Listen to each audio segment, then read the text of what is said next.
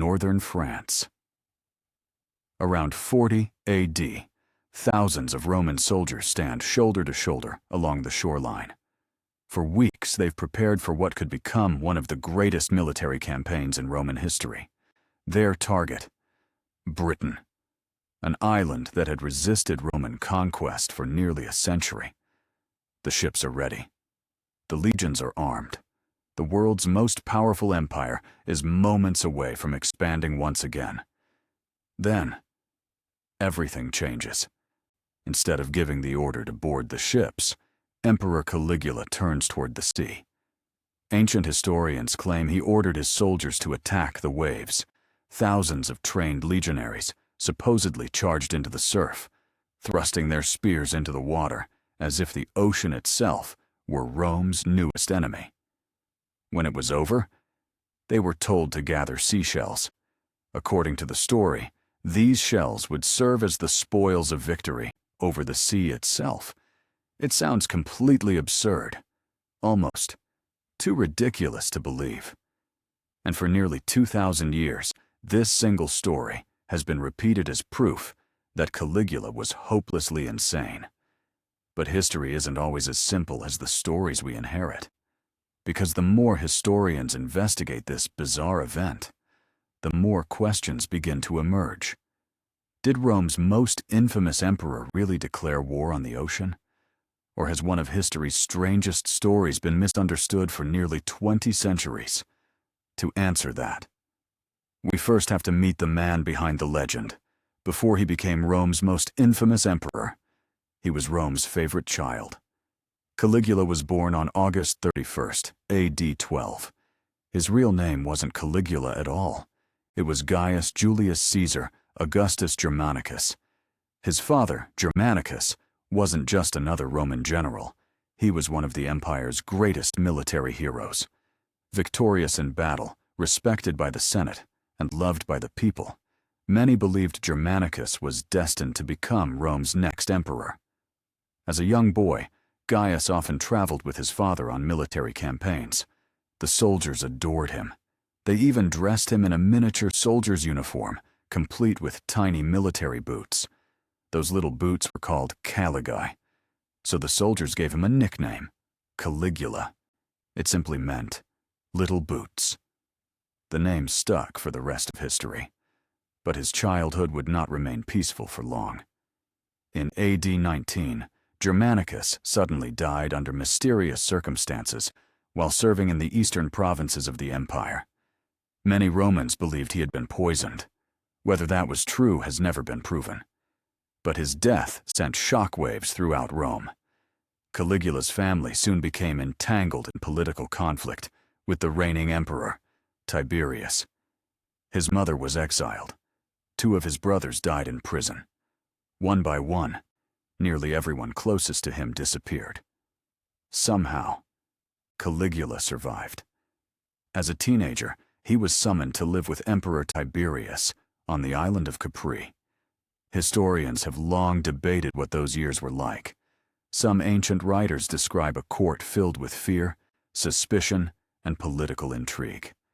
If that's true, Caligula spent his formative years learning one lesson above all else: trust no one. Then, in AD 37, everything changed. Tiberius died. At just 24 years old, Caligula became emperor of the most powerful empire on earth. The reaction was unlike anything Rome had seen in years. Crowds filled the streets. Prisoners were released. Public celebrations lasted for months. Ancient historian Suetonius wrote that people rushed to see their new emperor with overwhelming joy, believing a new golden age had begun. Rome had endured years under the increasingly unpopular Tiberius. Now, they believed the son of their beloved hero had finally taken the throne. To the Roman people, Caligula wasn't a tyrant. He was hope. No one, not the Senate, not the army, not the citizens cheering in the streets, could have imagined that within just 4 years, his name would become synonymous with madness. So what happened? The answer may have begun only a few months after he became emperor. For the first few months of his reign, Caligula looked like exactly the emperor Rome had hoped for. He canceled unpopular taxes. He held extravagant public games. He rewarded the military. He honored the memory of his parents. Even ancient historians, many of whom would later despise him, admitted that his reign began with remarkable promise. Then, something happened. About 7 months after taking the throne, Caligula became violently ill. Ancient writers describe an illness so severe that many believed he would die. No one knows exactly what caused it. Some historians have suggested an infection. Others have proposed epilepsy, encephalitis, or another neurological condition. The truth is, we simply don't know. But after he recovered, ancient sources claim he was no longer the same man. His rule became increasingly unpredictable. Friends became enemies. Political rivals disappeared. Executions became more common. The Senate found itself living in constant fear of offending the emperor. Caligula seemed to enjoy reminding Rome that he held absolute power. He publicly humiliated senators, forced powerful men to run beside his chariot, and demanded unquestioning obedience from everyone around him. Before long, stories about the emperor became stranger and stranger. Some claimed he declared himself a living god. Others claimed he wanted statues of himself placed in temples. There were even stories that he planned to make his favorite horse, incitatus, a consul, the highest political office in Rome. But this is where we have to slow down. Nearly everything we know about Caligula comes from writers who recorded these events years after his death. Historians like Suetonius and Cassius Dio wrote during later reigns, after Caligula had already become one of Rome's most hated emperors. That doesn't mean they were lying, but it does mean we have to read their accounts carefully. Roman historians often wrote to entertain, to make moral points, or to explain why a ruler succeeded or failed. And after Caligula was assassinated, there was every incentive to portray him as a monster. So while many of these stories may contain truth, others may have been exaggerated or even invented. Unfortunately, Caligula left behind almost no writings of his own. His side of the story has been lost to history, which means we're left trying to reconstruct the truth from people who already believed they knew the ending. Yet whether every story is true or not, one thing is beyond dispute. By AD 40, Caligula's relationship with Rome's political elite had completely fallen apart, and with his reputation already spiraling out of control, he turned his attention toward something no Roman emperor had successfully conquered in nearly a century: Britain. By AD 40, Caligula desperately needed a military victory. Rome respected strength. Its emperors weren't remembered for speeches or promises. They were remembered for conquest, and there was one prize that had remained just beyond Rome's grasp: Britain. Today, crossing the English Channel may seem like a routine journey, but nearly 2,000 years ago, it was a very different story. The waters were unpredictable. The weather could change in an instant, and beyond those waves lived tribes that Rome had never fully conquered. Nearly a century earlier, Julius Caesar had launched 2 expeditions to Britain. Although he landed on the island and won several engagements, he never established permanent Roman rule. After Caesar's death, Britain remained outside the empire. For generations, conquering the island had become one of Rome's unfinished ambitions. If Caligula succeeded where Julius Caesar had fallen short, his place in history would be secure. Ancient sources tell us that preparations were enormous. Legions from across the empire were assembled in northern Gaul, modern-day France. Supplies poured into military camps. Transport ships gathered along the coast. Engineers worked tirelessly to prepare one of the largest amphibious operations Rome had attempted in decades. Thousands of soldiers believed they were about to sail into history. Imagine standing among them. You've spent weeks marching. Your armor has been polished, your weapons sharpened. Your officers have prepared you for battle. Across the water, lies an island few Romans have ever seen. Somewhere beyond the horizon waits glory or death. Then, the order everyone has been waiting for finally comes. But instead of hearing, board the ships, something completely unexpected happens. The invasion never begins, and what follows becomes one of the strangest stories ever recorded about a Roman emperor. According to ancient historians, Caligula gave an order that no soldier could have possibly expected. The Roman army stood ready. Thousands of soldiers waited for the command to launch one of the most ambitious invasions in Roman history. But according to the ancient historian Suetonius, that command never came. Instead, Caligula ordered something no one could have imagined. He told his soldiers to form battle lines along the beach. Then, he ordered them to attack. Not an enemy army, not enemy ships, the sea itself. Ancient accounts claim Roman legionaries charged toward the crashing waves, thrusting their spears into the water as if fighting an invisible opponent. When the bizarre display was over, the soldiers were instructed to gather seashells from the shoreline. Suetonius writes that Caligula called them the spoils of the ocean, trophies supposedly taken from the sea in victory. If the story is true, it's one of the strangest military orders ever given. But before we laugh at the image of Rome's greatest army battling the tide, we have to ask a simple question. Is that really what happened? Because when historians look closely, the story becomes far less certain. The first thing to remember is that none of the surviving accounts were written by eyewitnesses. Suetonius wrote decades after Caligula's death. Cassius Dio wrote even later. Both relied on earlier sources that no longer exist, and both were writing about an emperor whose reputation had already become infamous. So what are the alternatives? One possibility is that the invasion of Britain was cancelled for practical reasons. The weather in the English Channel could be unpredictable, and moving thousands of soldiers across open water was an enormous risk. If conditions weren't favorable, postponing the invasion may have been the smartest military decision.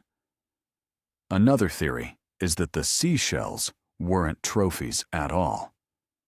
Some historians suggest they may have been gathered for engineering projects or military construction, since shells could be burned to produce lime, an important ingredient in Roman building materials. Others believe the battle against the sea may have been symbolic. Roman rulers often staged elaborate ceremonies filled with gestures that carried political or religious meaning. Over time, those actions could have been misunderstood or deliberately mocked by later writers. There's even the possibility that the famous story grew with each retelling. Imagine hearing about a canceled invasion years later. Add political enemies. Add a ruler everyone already despised. Add a few decades of storytelling. Suddenly, a complicated military event becomes a tale about an emperor declaring war on the ocean. The truth is, we simply don't know exactly what happened on that beach. Maybe Caligula really did issue one of history's most bizarre commands. Maybe the event was misunderstood. Or maybe later, historians transformed an unusual ceremony into one of history's greatest punchlines. But regardless of which explanation is correct, the damage to Caligula's reputation was permanent. Stories like this spread throughout the Roman world. To many, they confirmed what people had already begun to believe. Their emperor wasn't just unpredictable, he was dangerously unfit to rule. And before long, that belief would have deadly consequences, whether Caligula really declared war on the ocean, or whether history exaggerated what happened. His reign wouldn't last much longer. On January 24th, AD 41, after ruling for less than 4 years, Caligula was assassinated, not by a foreign enemy, not on a battlefield, but by members of his own imperial guard. According to ancient sources, a group of officers, led by Cassius Chaerea, attacked the emperor inside the imperial palace. Caligula was stabbed multiple times and killed at just 28 years old. In the chaos that followed, his wife, Caesonia, and their young daughter were also killed. Within hours, the emperor who had once been celebrated throughout Rome was gone. His uncle, Claudius, was declared the new emperor, and Rome immediately began moving on.